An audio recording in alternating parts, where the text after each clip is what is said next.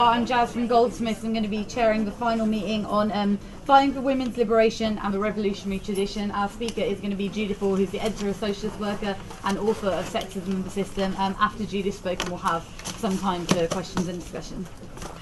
Okay, thanks comrades. Well, I think it's been a really useful day, and I can see the room wasn't big enough, and apologise for people who didn't hear the first apology that the university took it off as, so we did plan to have a bigger room. I think this year, International Women's Day, which was just last week, had a bigger impact than for a very long time.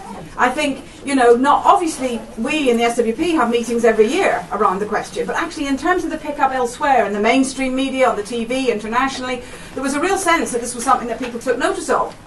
And I think there's a number of reasons for that.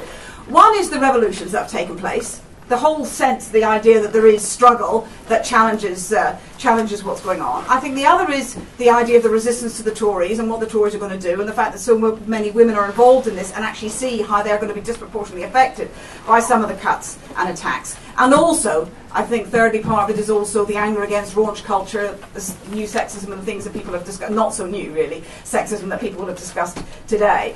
And I think what happens when the mainstream picks up more on something like this, it exposes lots of contradictions. And having done a few meetings on this over the last couple of weeks, it was quite hilarious to hear some of them. In Manchester, for instance, Manchester Council had a big banner across the front of their town hall, and the comrades here, hopefully I'll tell the story right, and Manchester supports International Women's Day, below which there was loads of women and men protesting about the council cutting back things which actually affect, working class women's services. They wanted to shut down the whole of the Sure Start services. Actually, they won that. But, this idea that, we can have this wonderful banner that costs ye many to say that we stand for International Women's Day, but hey, we're going to cut you, we're going to sack you, we're going to stop you having any subsidised childcare. A little bit of a contradiction. Another comrade reported that in his work there was a seminar which was celebrating the suffragettes and the struggle they did and what amazing it was, and they won women the vote. And so he chipped in, well, we need a bit of this today, don't we? We need to break the law, we need to protest, look what the Tories are trying to do. 2 days later, he got a phone call from his manager saying, actually, you need to retract what you said in that seminar, because actually we can't be advocating breaking the law in a business meeting. And he was going, I thought it was a political seminar to celebrate International Women's Day. And, oh, no. And so they're talking about maybe doing some sort of stunt. I said they should dress up as suffragettes, chain them to the railing to say, they didn't win the vote without breaking the law and struggling, and we should do the same. But it exposes it, doesn't it? And finally, the thing that many people will be aware of, we put it in Socialist Worker, where the college in Scotland where the posters went round saying every woman likes a bit of romance. And the plan was for International Women's Day to give every woman a rose. One of the lecturers complained, and as a result of not wanting to go into a manager on her own without a trade union rep, she actually got suspended for not wanting to take a rose from somebody on International Women's Day. She won her job back. But this exposes the contradictions, Let's celebrate women saying, oh, thank you for your lovely rose, I really need some romance. But actually, if you say 2 fingers to your rose, then actually suddenly you're not a sister anymore. And therefore I think, for us, in the SWP, the real revolutionary tradition of International Women's Day is more relevant than ever, and actually, so therefore our politics, and I think us fighting for the true tradition of the day is absolutely vital. So coincidence we had this day schools, and we're having another one in Leeds tomorrow, in the week of the time of International Women's Day, because that sense of it's our tradition, it's our politics. It was revolutionary women who established it, and therefore it's all about struggle. It's not another Mother's Day. Mother's Day, even grown women are now pink princesses, aren't they? Everything's pink, there's champagne, the chocolates for your mother. But actually, how bad as that is, the last thing we want is for International Women's Day to turn into another sort of, give the woman in your life a box of chocolates to celebrate a day of working class revolutionary struggle. So I think I like chocolates actually, but anyway. Envy. But I think the capitalism. Sorry, let's pull this back. I think I know I did. Yeah, I think that sense of the tradition being more relevant than ever, I think, is what is so inspiring about the moment, because capitalism is in a profound crisis, both in terms of economically, but also politically. The fact that people can see through the idea that this system in the 21st century cannot deliver even the most basic needs of humanity. That millions across the globe struggle to survive, even in modern capitalism in the 21st century. So therefore, even, it has no clothes, if you like. It can be seen through, and also it is in a profound crisis that it is struggling to come out of. And actually, women are some of the most impoverished in societies across the globe. And therefore that sense that it fits. But what makes it all the better is it's not just about saying how bad capitalism is. What is wonderful about celebrating it now is we've seen revolutions, haven't we? We've seen real life revolutions with women at their centre. And I tell you, I was talking to a comrade in the last meeting about when people give examples of how ideas change, and often we hear, and somebody mentioned it today, and it's something that had a big impact. It was the miners' strike and everything else. We've got new examples. We've got examples, right now of women in Tahrir Square for 18 days, sleeping the night in the city centre with thousands of strangers who would never have walked in the city before the revolution happened, who wouldn't have been able to go there after dark because it would have been taboo, it would have been seen as something they didn't do, let alone they would have been in the city centre earlier with male friends or a husband or a brother. Taboos broken in days. Now, that's not to say that women's oppression has gone from Egypt, far from it, and we know that the ruling class is using repression against women in particular to try and break the revolution and break the movement. Not just in Egypt, right across the board, haven't they? I mean, what they've done in terms of women in Egypt, the so-called virginity testing, which is basically just a public sexual assault of a woman in a police station. I mean, Samira Ibrahim, the woman who took them to court and actually lost her case but has continued to struggle, deserves, I just think she is just the most incredible woman to take on the military in Egypt and to openly say they wanted her to feel shame for what they'd done to her. And she said, I'm not going to feel shame, I'm going to make you feel shame. And that actually, in Egyptian society, it shows how far things have come, because she comes from a conservative family, a conservative time. She's not a revolutionary. She wasn't, a year ago. She is now, because the struggle has turned her feeling that she can do this. She can come out and say in the open, and her whole life is not now going to be constrained by something that was done to her. They've done the same in Yemen. Remember when, Saleh said, oh, it's not Islamic for women to protest. You shouldn't do it. It's breaking with your religion. And they came out in their tens and hundreds of thousands in bigger demonstrations than ever before. When the woman in Egypt was beaten in the streets, they called her now the blue brow woman. She's a socialist. She was beaten by the army. What happened? Did they intimidate women off the streets? No, they had the biggest demonstrations, which the Egyptian comrade who spoke at International Women's Day in London said was the biggest demonstration of women since 1919. So actually, every provocation, every bit of more repression to try to break the unity that is the core of the strength of these revolutions is actually only bringing out more people in the streets, bringing out more resistance, more rebellion. But what the revolutions prove to me is something that we've said always, is that when our class goes into struggle, big or small, the question of women comes to the fore. And when it comes in the question of revolutions, which actually transform societies, which is what these revolutions are doing, no less. They're not just transforming the societies in which the revolutions are happening, they're transforming the region, and because of the strategic importance of that region to imperialism, to the West and everything else, they're transforming the whole political map of the globe. They're doing that. That's what these ordinary people, who a year and a bit ago wouldn't have imagined that they could have done this. So for this, it just proves our politics. I could just sit down now, because actually what they've done proves that our politics fit. Now, of course, those revolutions is a process that's far from over. It's a process, not an event. There is still deep oppression and exploitation going on in those. But what they do show is we have a world in revolt. That we are living in historic times. We're living in times that people are going to look back on. Some, people have said to me over the year, is this our 68? And I said, I hope it's more than our 68. I hope this time we win more, that we actually transform society. And I think what it does is raises the big questions, doesn't it? The big questions of, does society need to be like this? Has it always been like this? How can we change it? How do you make things change? About ideas, about how things are run for profit. All of these, I think, are in the mix in a way more concretely than I have ever seen. And I think when it comes to women's oppression, there are new debates, and there's also battles we thought we'd won, which are re-emerging. Abortion is one of them. And actually these people standing, these bigots standing outside for 40 days outside BPAS clinics, this is bringing the politics of America over here. And we don't want to exaggerate, because actually public opinion in Britain is absolutely for legal abortion, but they can have a dig because they've got a Tory government in, all of whom have said that they want to limit abortion. Nadine Dorries is allowed to go off and start organising to bring legal counsellors in who get public money, who could be from anti-abortion groups. They're doing this, they lost the legislation, but actually they're doing it through the back door, which Diane Abbott walked out of the committee when she found they were doing it. So we have to watch this space, because actually look what's happening in America, where actually they're forcing women to have ultrasounds before they're allowed to have an abortion, so they hear the fetus's heartbeat. And some of them are actually internal examinations with a wand so they can hear it, but also effectively be raped. And so therefore this sense of, this is the extremity. Now, I don't want to scaremonger. This is far from, they have not got the ability to do this in Britain, but we cannot be complacent about any of the issues we thought we'd solved, because we might have to come back to them. There's other battles we knew we hadn't solved that continue and are more intense, whether it's about childcare, the Sure Start programmes being closed and all the rest of it, whether it's about equal pay. We know there's still 18% gap. You know, we know that this has narrowed, but it's still an enormous battle. And then I think some arguments are familiar, but they take place in a different context. And I think this is because actually a generation of women growing up today have different assumptions, different expectations of their lives than women growing up a generation or two together. I mean, again, one of the meetings I did, talking about the past, one woman said that she remembers a time when a friend had to have her husband sign the order for her to have an emergency cesarean.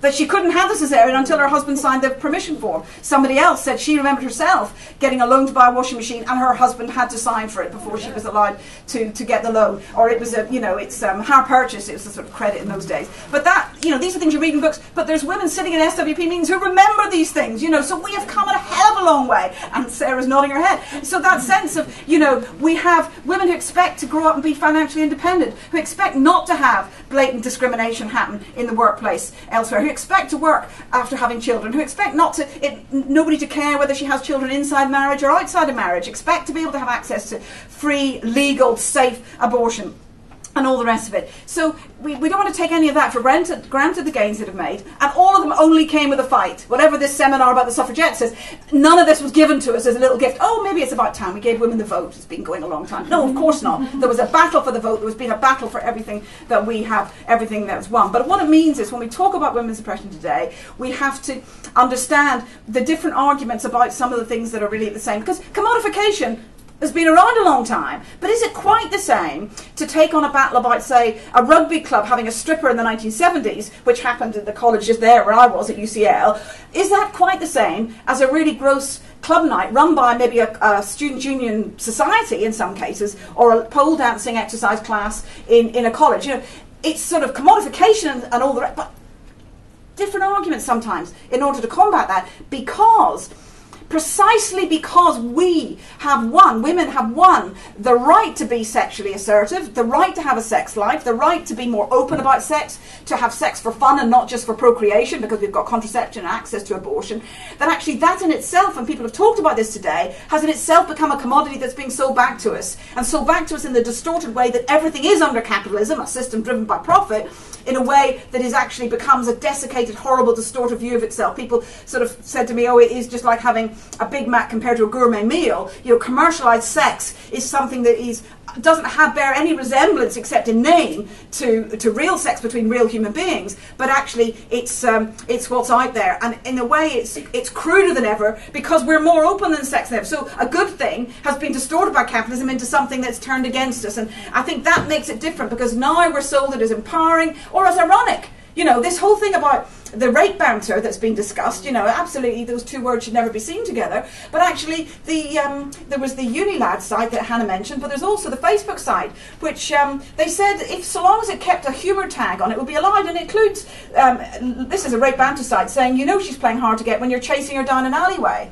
And there's even a Facebook page that was called The Alleyway, so it's all about different people's stories, and they list women's names that they're going to go after and stuff. And so therefore, this idea that it's okay if it's got a, irony tick, or if it's meant to be humour, of course this isn't humour. While we still have rape happening and sexual violence happening, while we still have conviction rates which are appalling, while we still have a judge only about 6 weeks ago who said an 11-year-old actually was consenting to a gang rape to two other older men in their 20s, and therefore their sentences were less. While you still have those ideas, because she was very mature, is this idea that actually we can be blamed when we're attacked, but also this idea that actually really liberated women put it all out there because that's what you have to do. That's the only way to prove you're liberated. But actually if you do, then also you can be blamed if actually if you're raped or if you're attacked, because hey, you're putting it all out there. So that contradiction that women are forced to, it's a new contradiction in a way that we're faced today that is being sold. So it's sexism,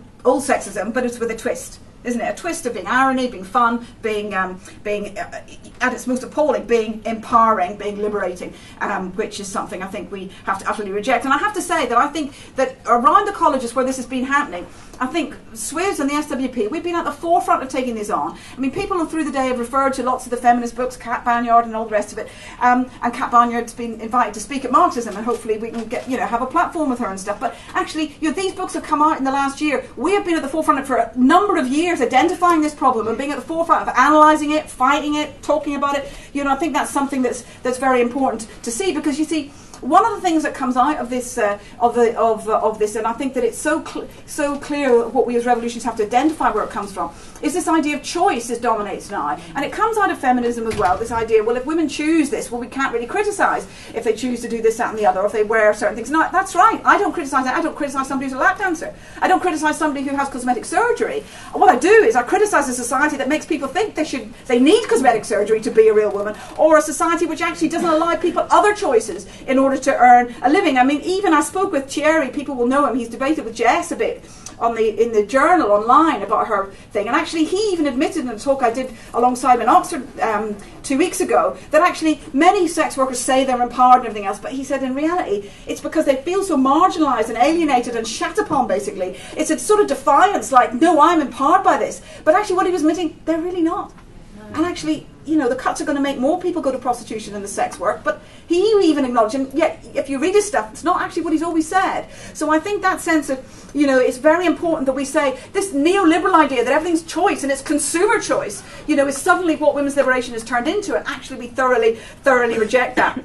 And I think the whole idea of how dominant it become, this aspiration to be attractive, to conform to certain norms, can utterly fuck up people's lives. And I think it's something that it all flows from this idea of women being sexual objects. So I think we can identify the problem of oppression, and lots of examples of it today. What we have to talk about is how do we get rid of it? How do we challenge it? How do we get rid of it? And I think it's interesting when we've talked about how many young women today who are angry turn to feminism as a first port of call, because it is the anti-sexism sort of ideas, isn't it? But it doesn't come with all the there isn't a feminist movement. There isn't one set of feminist ideas, as we've described. It's actually a flexible feminism, isn't it? That's what feminism is. It can be anything to anyone. It can mean that you like pornography or not. It can mean you want to ban the hijab, or you defend women's right to wear the hijab. It can mean anything. And it can even mean Theresa May wearing a t-shirt saying, this is what a feminist looks like. So, that is, to me, not a set of ideas that actually, can send you very far. And Alexandra Kollontai put it like this in 1913. She talked about bourgeois feminists who were trying to say their ideas should fit for everyone. And she said their aim is to achieve the same advantages, the same power, the same rights within capitalist society as those possessed now by their husbands, fathers and brothers. What is the aim of the women workers? Their aim is to abolish all privileges deriving from birth or wealth. That's what our aim is as revolutionary socialists. It's not, I want an equal society where there's 50% women in every part of society. That's what I'd like, that. But that's not enough. That's not socialism. If it's still going to be rich men and women in an elite minority exploiting and living off the wealth of all the work that we do, the majority of women and men. So that sense of actually equality within capitalism is not something I'm striving for. I'm striving for a lot more. But what I think is important is that as a first port of call, it can be a number of things. It can be, a woolly feminism and that means nothing. Or it can be something that can actually make people think about challenging the whole system. It can make people think about capitalism. And I know that, when the slut walks happen, people talk about, should we support them? This awful word, it's embracing the word, it's, can we subvert this? No, we don't believe we can. But I think it was right that we got stuck in and got involved in those protests, because they did represent anger against sexism. And actually within it, you talked about it. But actually, I think, we have to look at the idea that, everybody's yearning, around. Lots of people say, oh, is there going to be a new women's movement? Do you think there'll be a new women's movement? People saying to me, and I'm going, well, actually, I don't believe there will be. There might be. I don't believe there will be. I think it's too fragmented. I think, the idea of trying to recreate that, I don't think it's certainly not my aim. It's certainly, I don't think should be our aim, because that isn't actually a model of how we can fight. Because the fragmentation that happened, there isn't one single woman's experience through which we can all unite and fight. And so therefore I think that when we talk about people coming to feminism and moving on to different ideas, I think we have to use the anger to say, actually, if we're really going to challenge what you hate, we're going to have to do a lot more than just challenge it in terms of looking through society in terms of gender. And actually sometimes by challenging the establishment, sometimes, and I think using the word slut does this, you can end up conforming to certain things that are, raunch culture can seep into it in a way. It's almost like you have to prove how liberated and sort of, edgy you are by wearing something that is completely, straight out of, strip club or whatever. And so that sense that becomes rebellion is a horrible contradiction that I think that we need to identify and realise what a cul-de-sac it is. And therefore, for me, what's different about revolutionary socialism in our tradition, it isn't just about describing a problem. We can describe it, we can identify it, and we should be the best at expressing it. But we want to actually say, how are we going to get rid of it? Now, a reformism, would be something people would have talked about in the past, but I don't even think I need to spend 30 seconds on why Labour isn't going to bring us women's liberation, so I'll move swiftly on. And therefore I think that for our tradition, which is an enormously rich tradition, which we'll have learned a lot about today, I think there's, what are the problems with sometimes we face as socialists when people argue against it? Sometimes they say about Russia, don't they? Because Stalinism has a lot to answer for, doesn't it? Because people looked at that society in the Soviet Union and said, well, it didn't bring women's liberation. So maybe we need a separate struggle against oppression and this other struggle for socialism and against exploitation. And actually, we have to say that Stalin crushed the revolution. In fact, he murdered most of the leaders of it in order to crush the revolution. And in that sense, that's why women became oppressed. The hopes that people like Alexander Kollontai, I hope people read the article in Socialist Worker about it, but Clara Zetkin and other revolutionaries across Europe who led and fought had very different ideas of them. Trotsky himself said, a leader of the Russian Revolution, he said, to change the conditions of life, you have to see them through the eyes of a woman. This is not a revolutionary that didn't think that winning women's liberation wasn't the centre of the revolution. Absolutely, but it was smashed. And I think the core of our theory as a party is we're materialists. We say ideas about gender, sexuality, and everything else flow from the institutions and structures in society, from the family. And if we are going to permanently eradicate women's oppression, we have to not only tear down the structures, but we have to get rid of the society in which they grew up, in which they're rooted. And so therefore, at the centre of everything has to be class. Because not just class is how it's often described in present-day society, which is just another sort of classism, like it's another oppression, like racism, classism, or even the sense of it's just about inequality and poverty. What I call the Polly Toynbee view of class. Polly Toynbee will talk about working class, but it's really just about they're poor and other people are rich. Or obviously the Tories do. They talk about feckless and all the rest of it, or chavs, and you've got all the different ways of class. But for us, it's different. What do we say? We say it's a social relationship of exploitation, where the minority are exploiting, living off, taking the surplus value out of us. All the wealth in society is created by workers. And it doesn't matter what you eat, what you wear, your accent. It's actually, if you have to go to work to earn a living, you're selling your labour power and you're getting money back. That means you're part of the working class. And so for me, that social relationship is not just another burden, though it is. It's actually the key to our power. It makes us part of a collective and not just a collection of individuals. So it's not just about numbers, it's about qualitative thing that gives us power. And for me, again, what's more clear now than ever is we can say, for women workers, saying the working class is the key to change is not like saying there's some other body over there that's going to do it for us. Years down, 50% of the working class. We are the working class. Look at the strikes last year. Look at the 26th of March demonstration. Those were women workers. That's what the working class looks like today. We're in it. So for the first time, we're in numbers enough to say that we genuinely are part of the one unique social force in society that can challenge the system. But workers by the sun. Workers can be racist and sexist. Of course they can. And what is unique about this? Class unity is rooted in the material conditions of working class. Struggle will happen. Unity is forced on workers who are fighting back in order to try and win. We're not reliant on winning everybody ideologically to being an anti-sexist, to being an anti-racist, to being against homophobia before we can make a revolution. We want in our organisation to build together, to bring together all the most progressive workers, all the most advanced workers, the most militant workers. But actually we then know that in struggle, that's when the mass of people change. What do the Bolsheviks say? It is not we who will teach you, but life itself. And that's what we see in the mass revolutions. How people, if the small group of revolutionary socialists had spent all their years arguing with a different individual every day in Egypt, they wouldn't have changed the number of people that have changed in 18 days last year, because struggle changes the world and it changes us. But we don't just sit around and wait for a revolution. Because some people say, oh, you just want to have a revolution and then you'll get rid of it. No, we fight every battle, however small, whether it's the nurseries in Manchester, whether it's a sexist poster, whether it's an attack, everything we fight, because every single struggle can have in it the kernel of lessons that people learn about how to fight, about their own strength. Who's their real ally? Is it the boss that gives a lecture about the suffragettes, or is it the people who back you up when you're threatened with suspension? You know, these are lessons learned in every struggle. So every manifestation of oppression, we fight it. But always with a vision of something else. It's not just the end. It's a means to an end. Every little struggle is a means to a much bigger end. And remember what is happening at the moment. The ruling class want to play us off each other. They want to say, oh, it's the disabled people. Really, none of them should be getting these benefits because they could work. Or it's the migrant workers. They shouldn't be in here. And women, do they really need jobs as much? You know, they can go back into the home. They can have a family. The family's really important, the Tories are telling us at the moment, aren't they? The stable thing that holds society together. Our liberation is never going to be got at the expense of anybody else. That's what we have to keep coming back to, that actually oppression is something that divides us and it puts us all back. And it's very, very clear when we look at it, because look, right now we meet when the next set of strikes are on a knife edge, aren't they? What's going to happen? Our comrades, and this is where we are as socialist worker party members, we're everywhere, aren't we? We're in the unions, we're in the colleges, and actually somebody mentioned about pensioners, we've got active pensioners somebody made a really good intervention in the TEC Women's Conference yesterday. We're everywhere because we don't want to just sit here and commentate. We want to make a difference. Every one of us can make a difference. And therefore that sense of what's going on at the moment is absolutely vital what we're doing. Because, you know, let's talk about gender for a minute.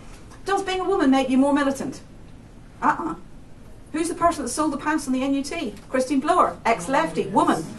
15 trade unions are now led by women, not the biggest ones with women membership. Dave Prentice is still a man. But the fault with Dave Prentice is not that he's a man, is that he won't fight. The fault with Christine Blower is not that she's a woman, it's that she won't fight. And therefore that sense of what we're doing below is absolutely vital. And actually, women are at the core of the working class. Somebody this morning said they're on the periphery of these. They are not. The union density of women in the public sector is greater than men. Women are joining unions at a greater rate than men. And so therefore we have everything to gain from uniting with men to fight back. We are not mere objects of history. We can shape our own futures, every one of us. And this is, you know, this is when we go out as a party, when we say we're a vanguard party, we want to lead from the front, we want to bring together the best people. It's not because we think we're going to be elected and we're going to take over and make socialism.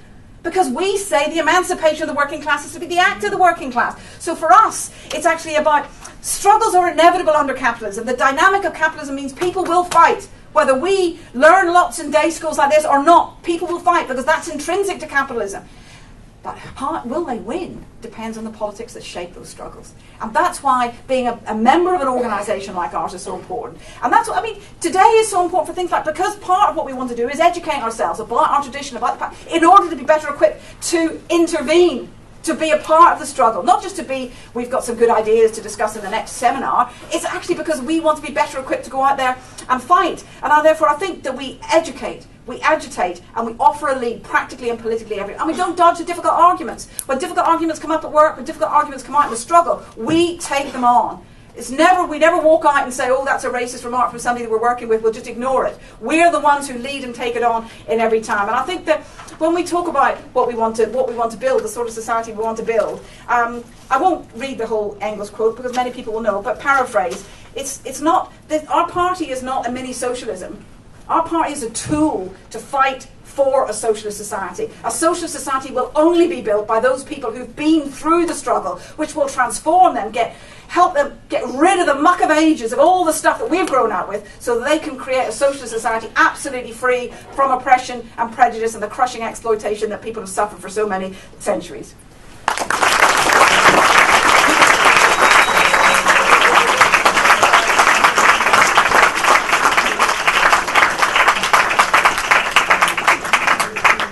We've got about 20 minutes for questions and discussions. So if people have any questions or comments, if they just want to put their hands up, yeah. Hi, I've got a bit of an anecdote that might be useful to anyone that's currently on stand-up. So anyone who is currently, well, maybe it's an example to use about the banter-led cultures and the problem with it. And then I've got a bit of a question when we're talking about some of the difficult arguments going on right now. So my kind of anecdote is carnage is something that happens in a lot of universities. And it's a lot of money to be absolutely wasted. But 2 weeks ago, it happened in Portsmouth. And the next day, a picture was going around Facebook of a woman basically passed out in a hall's corridor, mostly naked and completely kind of unconscious, and from what I could tell from this photo. And it was going around with a little caption on the top of "Get in." And so, like, obviously, we talk about uni lad and that kind of banter culture as being kind of, well, abstract, and they say, oh, it's just a joke. The first thing that came to these people's mind when they saw this vulnerable woman wasn't, let's try and help this, you know, like, let's provide some welfare support here. It was, you know, let's turn this into a funny joke that can go viral. And that, I think, shows that like the whole banter lad culture has a big impact on kind of the culture and therefore the individual attitudes. But yeah, the main thing that I want to ask really is something that's going on in Portsmouth right now. I don't know if it's going on elsewhere, but the Student Feminist Network has recently, well, in the last year, put pressure on the council to propose a nil cap on lap dancing establishments, and that's going to public consultation at the moment. And it's been really difficult for us to kind of tackle, and I've not known how to tackle it because a nil cap on lap dancing, well, actually sex establishments in the city. Nil cap? Yes, it means there will be no new licences allowed. And the problem is it is also retrospective, so when the current ones come up, then they'll have their licences revoked. And we've had a lot of conflict because women, especially women that I know quite well, that work in these establishments, are going to lose their jobs. And some of them just work at the bar, but they've become very militantly during a big campaign that's launched in Portsmouth about save the strip clubs and all this kind of thing. And it's been a difficult argument for us to have, not just on the big restaurant, but on a terms of, you know, people saying to me, don't you oppose job cuts? And we've got a Facebook group called PACT, which is Portsmouth Against Cuts Together, and there's been a lot of stuff on there, but aren't you people that you go to to help defend cuts and against job losses and all these things? I'll leave it at that. Basically, that's the situation we're in, and I just would like a little bit of maybe advice into how we should really tackle that.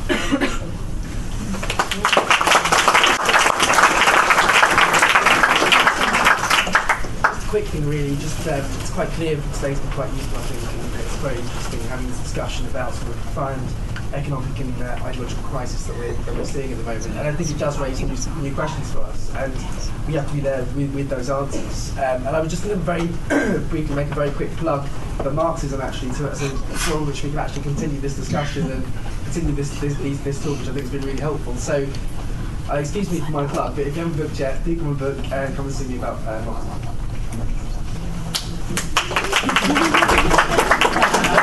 If people want to ask questions as well, however short, please feel free.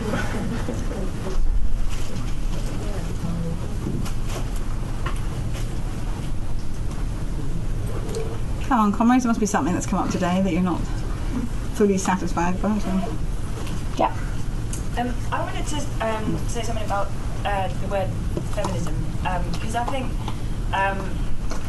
the main thing that would upset me about seeing Theresa May claiming that she's a feminist is that she's not, you know, like, yes, we know she's not a socialist or a Marxist, but she's also not a feminist. So I think, like, rather, as well as saying there are limits to feminism, because feminism can mean so much to so many people, even on feminists' own terms, I don't think that Theresa May counts as one. I just think I know it's like a trivial thing in some ways, but people use the word feminist in I think quite a different way today to how they would have done at a time when there was during the women's liberation movement, when there was an awful, really high level of debate about precisely what feminism meant. You know, whether you were a feminist or a socialist feminist, and all these kind of definitions were, you know, being debated really hotly. So I think I'd be interested to see what other people think, because I think, like, lots of people come across people who say they're a feminist, they mean something completely different to, you know, they don't mean that they ascribe to patriarchy theory, or, you know, that they would, you would say, well, do you think men benefit from women's oppression? And they would say, well no, but that's just what you call yourself, because you think that women shouldn't be treated like shit. So I just think how we use the word feminism and how we respond to people when they use the word feminism is really important, and perhaps a bit different to how it was in the past. Just in addition to that question, is it helpful for us to say that we are feminists? or is it more helpful just to bring it back to the socialist question straight away? Yeah. Yeah, I mean, I disagree with the question about Theresa May calling herself a feminist. I think it's entirely possible for any woman to call herself a feminist who claims actually she's fighting for some form of equality. And I think if you look, for example, at the moment, there's quite a campaign by people like Nadine Dorries as well, and not just Theresa May, but other women on the right, for example, to have more women news speakers in things like Radio 4. Now, they would claim that and see that as being a campaign for some form of equality, and because they're fighting for what they call women's rights, they're actually fully entitled to call themselves feminists. And I think that is the whole point. And to be honest, people in the 1970s, they were right-wing feminists in the 1970s as well. There's a whole shade of feminism that have been represented all the way from when the phrase was coined in the first place. So I just disagree with you on that sense. And I think the reason why we have a criticism around feminism in that sense is because it does cut across class in such a way which we see as being detrimental to actually for women's liberation. But at the same time, I think the question about feminism and whether or not you defend it is all about context. I mean, if you're being attacked from the right, if someone was attacking a woman in my workplace for being a feminist, I bloody well stand up and say I'm a feminist. And I'm defending her, and I'm going to stand with her every single time that she gets attacked from the right or attacked by anybody who's attempting to roll back the gains that women have made anywhere. So we have to have a sort of dual approach to it. We can't just say that ruling class women and rich women can't possibly call themselves feminists. At the same time, we have to defend women who fight for women's rights and who do call themselves that when they're attacked from the right. With the question, I think, with Portsmouth around the lap dancing thing as well. I mean, the question about who's criticising this in terms of if they're saying, aren't you opposed to all cuts? I mean, it's the same as the people, I think, the question for me is who's putting that question? It's the same as the people who call themselves pro-life, but they're in favour of the bloody death penalty. I mean, these people are ludicrous because they can have these two positions at the same time and constantly use it as a way of trying to attack the left and so on. I just think as well that the sex industry, we can't look for this as being the beacon of where people can find jobs. In terms of at the moment what's happening for the way in which women's lives are being smashed at the moment through these Tory cuts and so on as well. The biggest problem for this is that it's welfare cuts that are creating the problems for people as opposed to stopping the licensing of lap dancing establishments and so on. And so, yeah, of course we're against the commodification of things, but we're not against things like titillation, we're not against the idea of sexuality and so on, but you are against the oppression. And I think we have to say that, this is the idea of actually fighting for licences for lap clubs as a way of fighting back against female unemployment is just bloody ludicrous. We need to fight to save the NHS, to fight to save social services, to fight to save Sure Start centres. This is where the fight over cuts and jobs happens, not around lap dancing clubs.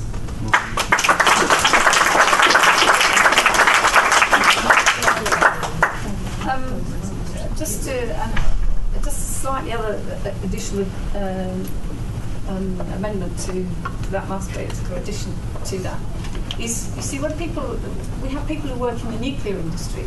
We're not in favour of nuclear power. We're certainly not in favour of people building nuclear weapons. And the General Municipal Workers Union, or GMB, have always taken a fairly backward position on this because they've always been in favour of simply defending the jobs. And actually, we say frankly, we're not in favour of the kinds of things that pollute our planet and can blow us up.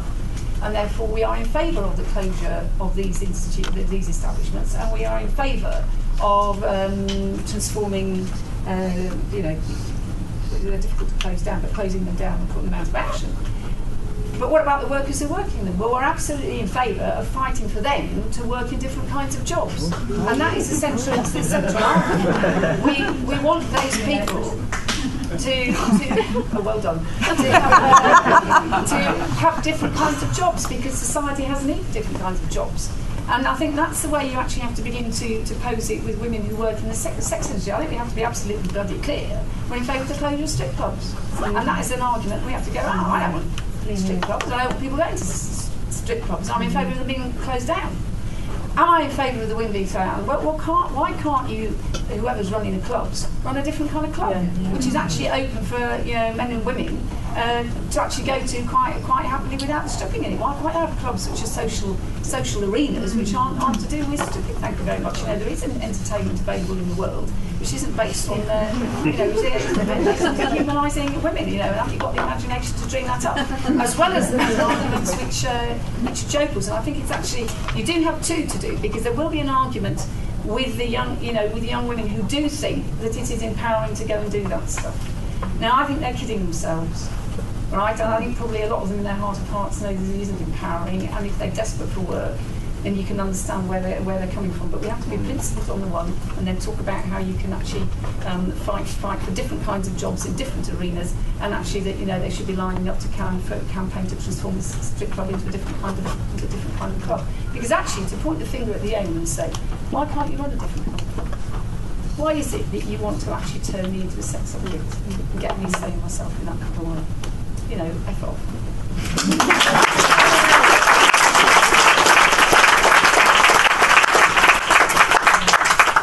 Yeah, I think quite a lot of this comes back to what Judith said about actually reclaiming this as a massive, massive part of our tradition. And we recently had an assembly in school for International Women's Day, which I was glad we were having, but we had a discussion about who we'd talk about in it. And actually, there were people saying we should do a big thing about Thatcher and play bits of the film and talk about, and this is something we constantly need to fight, and we need to go back to the origins of this and say this was created 101 years ago by, German revolutionary socialists. And I think it's really, really always important to say that.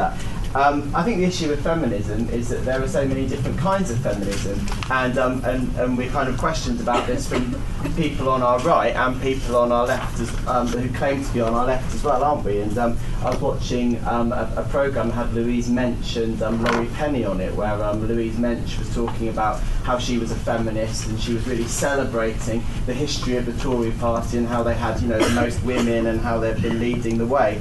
And, I think we really need to hold people to task, because she's a member of the government that's attacking women, more than ever in the job cuts and in terms of, everything that they're doing to the welfare state. Yet you've also got some people on the left and some people who are feminists who say actually feminism can be anything you want, and it can be really, really broad. And that's good because it can get lots of people involved in it, but also it can lead to nothing really concrete coming out of it. I think most of the points have been made about, what we'd say about the situation in Portsmouth, but it's a bit similar to the stuff around workfare, isn't it, as well? Because people at the time, when we were in the press about workfare, were saying, well, I thought you were the people that wanted jobs and wanted things for young people. And I think we need to say we want bloody good jobs for young people. 20% of young people are unemployed, half of young black people are unemployed. We want good jobs for people. And then finally, just to talk about the contradictions, there was a meeting for International Women's Day in Norwich of Shami Chakrabarti, who was coming up to talk about civil liberties, and a member of the SWP selling newspapers outside was removed from a UEA campus for selling political material. The security guards didn't see the irony at all. Many.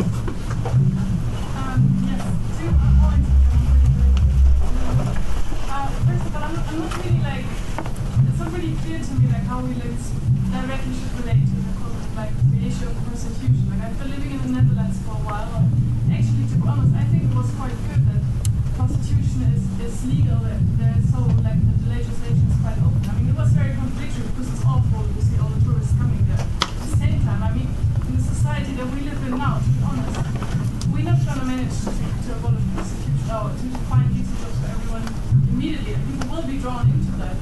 And in that time, I think it's better to have some sort of legal framework at least.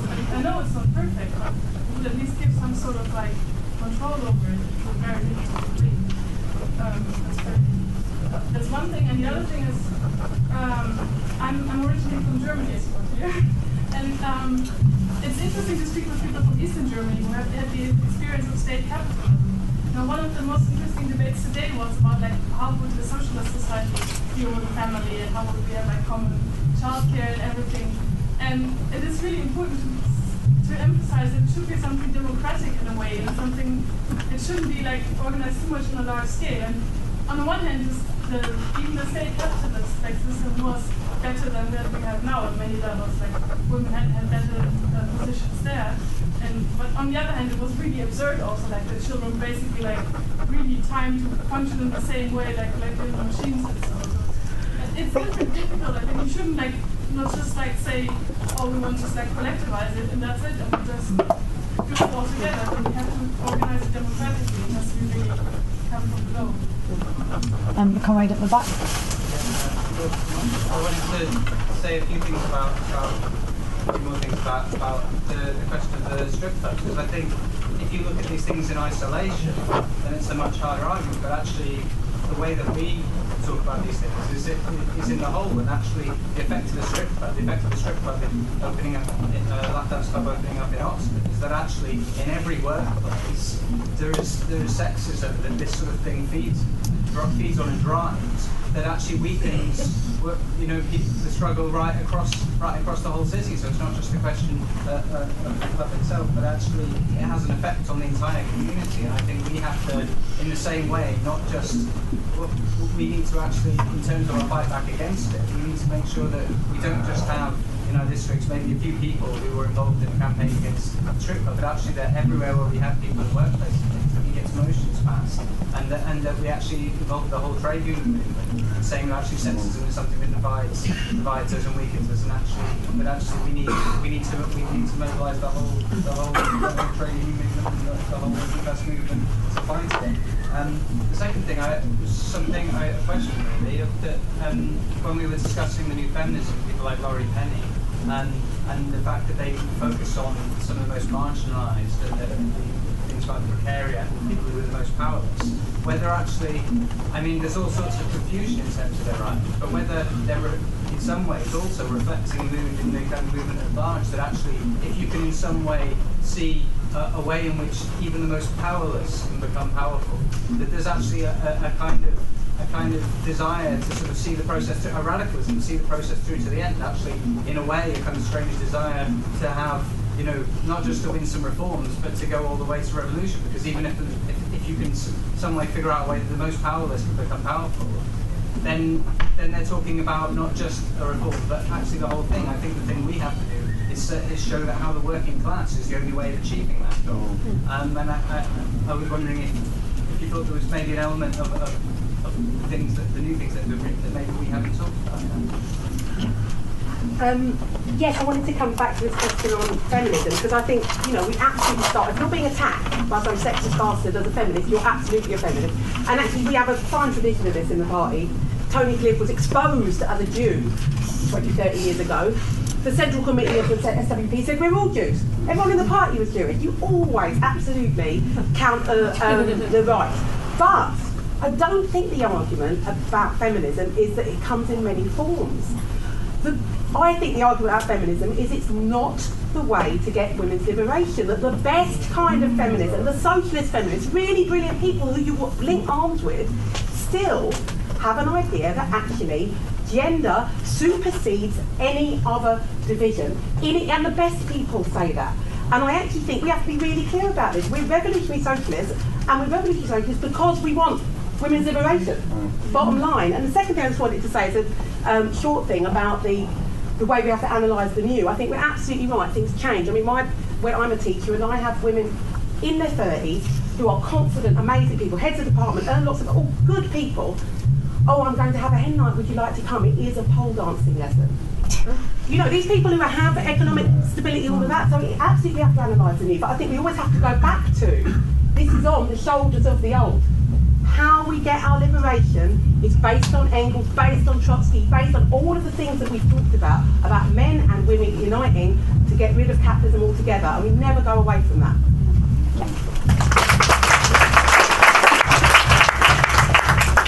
I'd just like to kind of comment on the issues that you raised about Laurie Penny and those kind of ideas and arguments, I can't see where you are, that come up, because I think perhaps the continuum that you drew there is not necessarily the continuum that there would be. So I think if you think about a whole number of sort of debates and arguments that are taking place at the moment, what you do tend to find is quite an antagonism towards the idea of the working class. And one element of that antagonism towards the idea of the working class is that the working class is somehow the most backward element of society. So those of us who talk about the working class are seen as is not acceptable, because we are, in their eyes, elevating a group of people who in many ways they would see as having the most backward elements, backward set of ideas, etc. And I think if you ignore the question of the working class, then what you then have to do is you then have to locate another agency. So we argue that the working class is the agency of social change.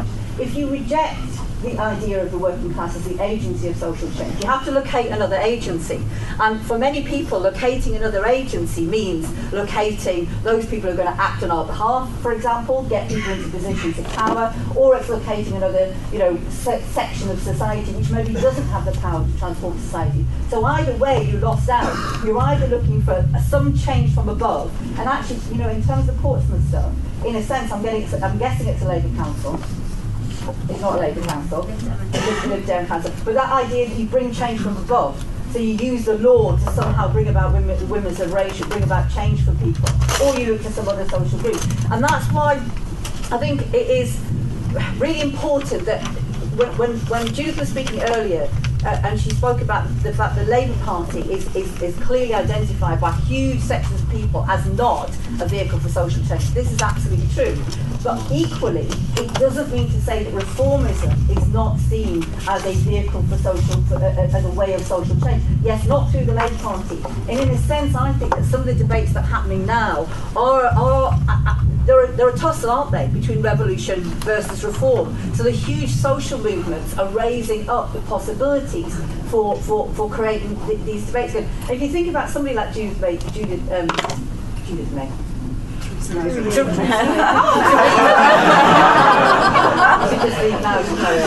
is what a Tory looks like. That is what I want to say, because when she has that thing on her saying this is what a feminist looks like, my initial beat, absolutely at loads of other people, is that's what a Tory looks like. But actually within the movement you can hear the debate of people saying, well, no, it isn't, isn't that somebody who's saying it's progressive? In other words, they see social change coming from different agencies. Women all sticking together brings about social change. Well, it bloody well does not. And the last 20 years of the strategy pursued by the Labour Party and neoliberalism, the idea that women getting to the top. One of the things that really strikes me today, how many women we do have in top positions. We've got, what's her name heading up the IMF? We've got Clinton, and there's one other, Merkel. All the time that horrible, disgusting neoliberal strategy, as many women appear to be fronting it up as men. So my argument is that we have to recognise that we're still in a huge tussle with reform versus revolution. And once you cease seeing the working class as the agency of social change, you look for another agency, you look for a reformist strategy. We've only got time for a couple more speakers, so can they please keep it to 1 minute? So I was going to reply to the person at the back who talked about how can we act about around prostitution and working class people being forced into prostitution. Obviously, in the long term, we can put forward demands that we want jobs, and we want jobs now. We can be revolutionary to put forward reformist demand that we know the system can't really give, doesn't really want to give. But through that process, it pulls the class along. Because if you say we want 1 million climate jobs, we want to use 50, 100 billion of the quantitative easing to actually make jobs, and then ruling class say, oh, we can't do that, and then working class say, well, why can't we do that? And it causes a bit of a problem. But in terms of things like prostitution, I think with the workfare thing, if we'd perhaps been a bit more on the ball, or in Norwich we'd known about, we would have had a banner with unemployed workers saying, Tory cuts will make working class women force them into prostitution. And can you imagine Anne Whitcomb having to face that, saying that your fucking cuts are leading to prostitution, and the panic just like, oh God, and all the clergy and everything started panicking that if we pull these things in and put them in our demands, so the next time we have a workfare protest or an unemployment protest, the next time we go to the council against cuts and someone has a banner or someone is on a platform talks about it, and the media says, well, why are you talking about this? And then we say that these cuts are forcing working class women into things like prostitution. Do you really want that? And then seeing the Tory ministers and the government kind of panicking. And I think that's one way that in the short term we can actually pull this issue and put them on the spot, because that's one thing we can do. We can put them absolutely on the spot about what their cuts are doing, and then that just causes the Tories to fold like a pack of cards, because their whole idea about moralism and everything is just showing for the sham that it is. So that's my reply, that we should put this demand in all the kinds of movements we're in, particularly things like workfare, unemployment, that actually Tory cuts lead to working class women being forced from jobs and being forced to sell their body to make money to survive. So yeah. Okay, we've only got time for one more speaker, I'm afraid. Yeah. Yeah, just very quickly, just in terms of how important these arguments are, really, because we talked towards the end of the last session that I was in about how you work with people who hold, you know, kind of different ideas to us and who may be attracted by feminist ideas and so on. And somebody said about how, you know, we don't want to smash these people and destroy them in the arguments and stuff like that. And yes, that's true, but we do want to win people. And we won't win people unless we argue with them. And we won't win them in those arguments unless we're absolutely clear that feminism is a dead end. Whatever fuel of feminism you're talking about, frankly. Yes, there are people who call themselves feminists who are a lot better than some other people who call themselves feminists, but feminism does not have a recipe, even for bringing women's liberation, actually, never mind having a recipe for the complete transformation of society, which is what we all want to see, so that women aren't forced into lap dancing clubs and prostitution and all the rest of it. So these arguments are very, very important because we will work with people who call themselves feminists, and some of them will be great. And I just want to finish by telling you a really, really quick example. When I was in the 1980s as a student at Leeds University, and there was a very strong women's group there, and it was also the time of the miners' strike. And we took people who were involved in that women's group down to the miners' picket lines, and we got involved with them, and we worked with them, and afterwards we sat in the bar and we talked politics, and we sold them Socialist Worker, and every day we talked politics to them. And 3 of those women joined the SWP, 2 of them are still in the SWP, some 30 years later, whatever it is, you know, and you know, Sally Campbell, when she was summing up the last session, said we do have a window at the moment in terms of lots of women who are getting involved and getting active and being drawn towards, you know, questioning the launch culture and the sexism and all the rest of it. That window will not last forever. So my final plea is that I think today's been a brilliant day. Lots of fantastic discussions and arguments. We need to be going back to the colleges, the workplaces, the universities, sitting down with the people that we're working with, arguing politics with them, and recruiting them to the party, because the fundamental thing we need is a bigger Socialist Workers' Party.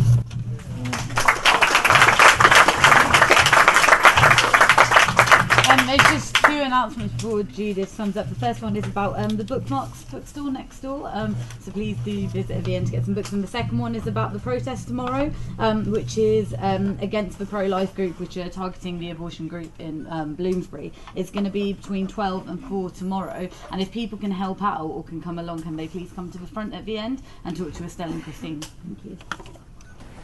Okay, that was great. Right, lap dancing, Portsmouth. I mean, Portsmouth really has had a few problems in time, hasn't it? It seems to be the example for, you know, one of the first pole exercise classes, wasn't it, with the naked silhouette of a woman round it. I mean, it's, you know. And then I was debating with the athletics club, including women, about their nude calendar that they wanted to say was great for charity.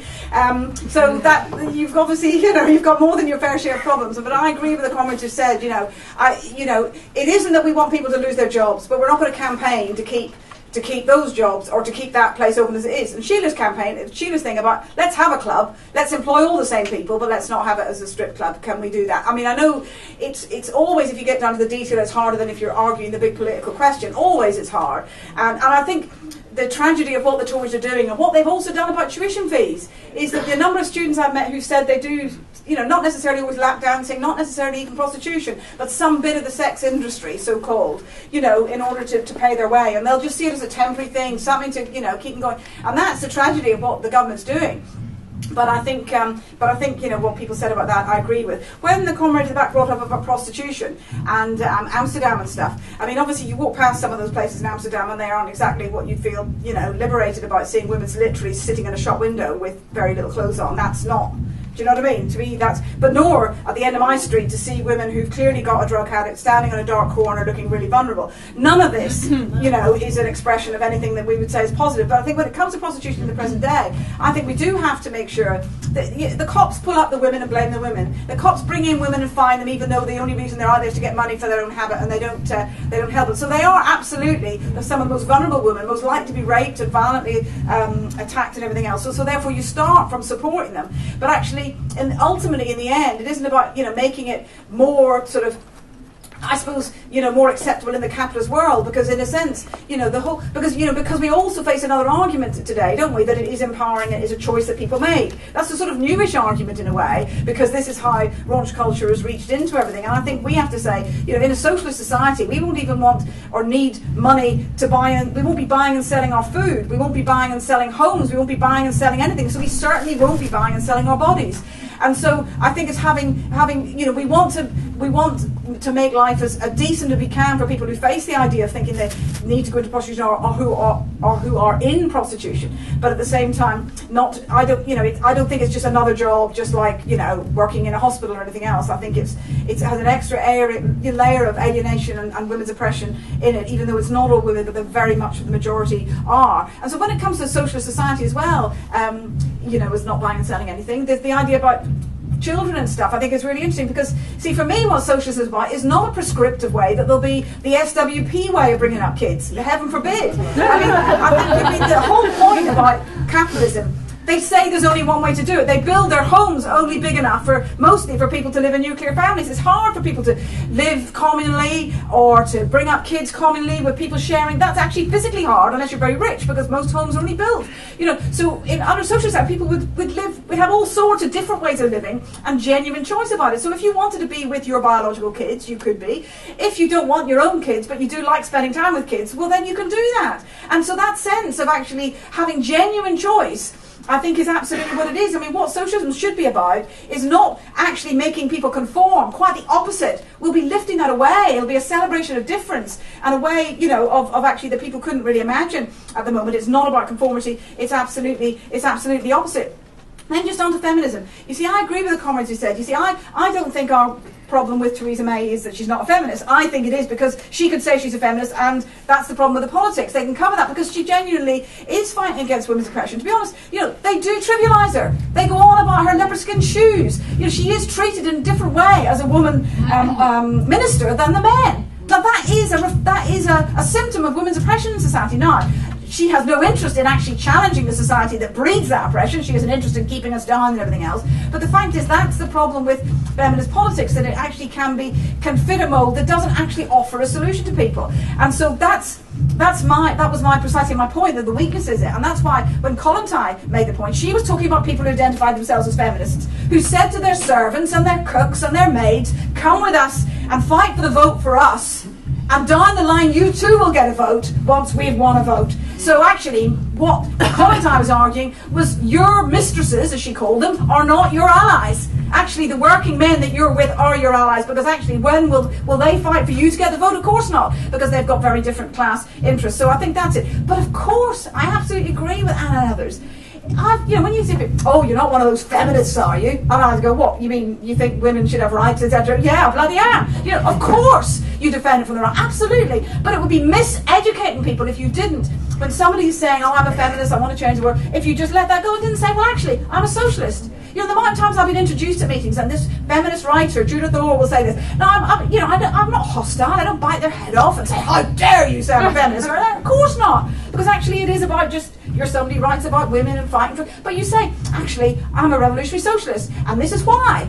Because I think even if you got equality for women, if the society still stays the same, the greatest divide in society, which is class, if it's still there, we haven't got liberation. It's impossible. And so I think that's absolutely right. That if we're going to win people to a set of politics and a strategy that can actually win, we fight and argue and discuss it. And I think the fact that more people are getting interested, I talk about there's a renaissance in interest in feminism, the ideas of women's liberation. There's a renaissance of interest in it, but it can actually be diverted in all sorts of ways that actually don't offer you any way forward if we don't fight for our politics.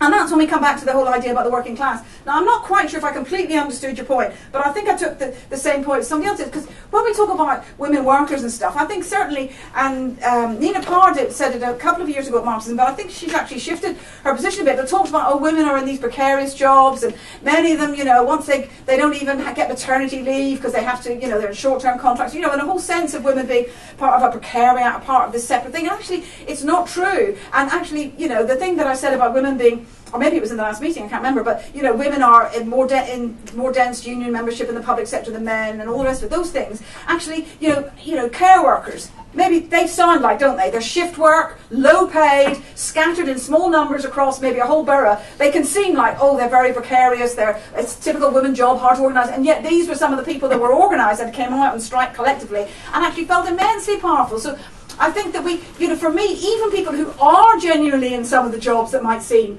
less well organised and all the rest of it, they're part of the working class. I don't believe there's a separate bit that's sort of marginal and fragile, and then the core. Because in the old days, the core would have been the miners, the dockers. Whereas we never believed, we said they were nurses and teachers and everybody. We always said then, and we say now. They're all part of the working class that has got the power, the collective power, to fight back. And therefore, we always come back to the question, the fate of women is tied to that of the working class. Not just because we're half of it, because actually the working class is that social force in society that has got the power to change things. And therefore, when the working class is on the move, when it's winning, when it's fighting, then actually issues about women, whether it's abortion, whether it's about equal pay, whether it's about sexism, they come to the fore and they're challenged and they're part of the debate. When the working class is crushed at its most extreme, fascism and dictatorships, women's rights are absolutely crushed. So we're absolutely tied to the fate of the working class. And this is where I just wanted to end, because I think it's been a brilliant day, and I hope people go off and read more and do meetings and speak and everything else and take part in this stuff, because I think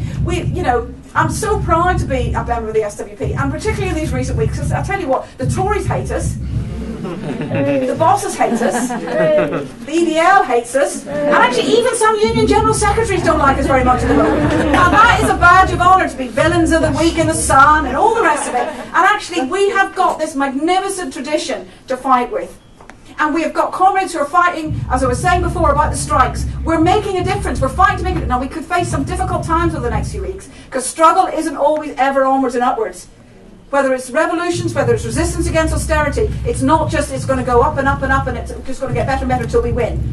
We'll have setbacks. But if we actually understand what's going on, if we come together in our branches and discuss it and talk about what we're doing and understand what it means in the context, then actually the party will come out of this stronger and also better able to lead. We need more roots, we need more people to be leading, and I do believe, it sounds like Sally said in the last meeting, that actually there are more women around getting interested in politics, feeling militant, feeling like they want to be part of the struggle than ever before. And I think we want them to come to us. We want them to come to an organisation that is going to lead, that's going to lead ideologically, that's going to lead politically, and that's going to lead actively. Actively, that's what we do. We don't just sit around and say, oh, this is wrong, that's wrong. There's lots of purists around there who can criticise and all the rest of it. Actually, we're in the middle of that, and actually we can actually make a difference to how the struggle can go. And so we want to maximise absolutely every struggle, however small, we want to maximise. And so therefore I'd urge people from this, go out and read the stuff, the reading list, go back to your branches, and actually, next time we have it, bring some of the people that thought they were going to come to the next day school, because actually part of this is sharing our experiences, but it's also about showing that our tradition that goes back. I mean, those women who met 101 years ago, they must have thought we'd have won it all by now. They probably thought, oh, well, we're doing it, but hey, in the next century, it'll all be won. It isn't all won. But I tell you what, it's exciting times. The world we look at the moment, and there isn't a better time to be a revolutionary at the moment, is there? A world that's seeing revolutions at its core. So I hope people have had a good day, and I hope it's been worthwhile, and let's roll on to the next one. Yeah.